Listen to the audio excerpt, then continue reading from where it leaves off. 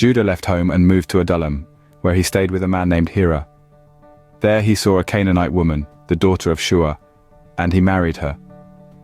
When he slept with her, she became pregnant and gave birth to a son, and he named the boy Then she became pregnant again and gave birth to another son, and she named him Onan. And when she gave birth to a third son, she named him Shelah. At the time of Shelah's birth, they were living at Kezib. In the course of time, Judah arranged for his firstborn son, to marry a young woman named Tamar. But was a wicked man in the Lord's sight, so the Lord took his life. Then Judah said to Er's brother Onan, "Go and marry Tamar, as our law requires of the brother of a man who has died. You must produce an heir for your brother." But Onan was not willing to have a child who would not be his own heir. So whenever he had intercourse with his brother's wife, he spilled the semen on the ground.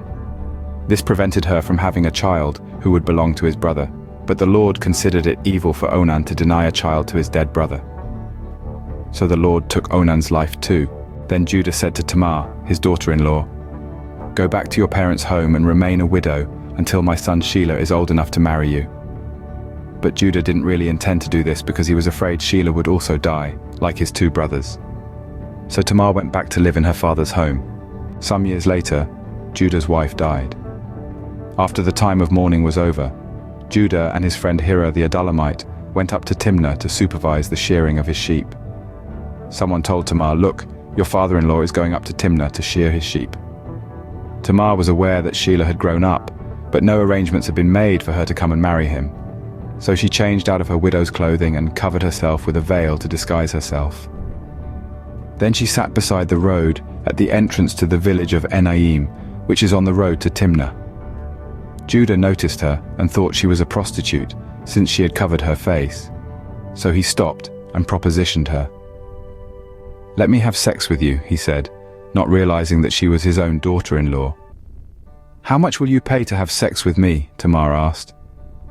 "I'll send you a young goat from my flock," Judah promised. "But what will you give me to guarantee that you will send the goat?" she asked. "What kind of guarantee do you want?" he replied. She answered, "Leave me your identification seal and its cord and the walking stick you are carrying." So Judah gave them to her.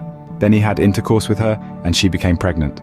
Afterward, she went back home, took off her veil, and put on her widow's clothing as usual.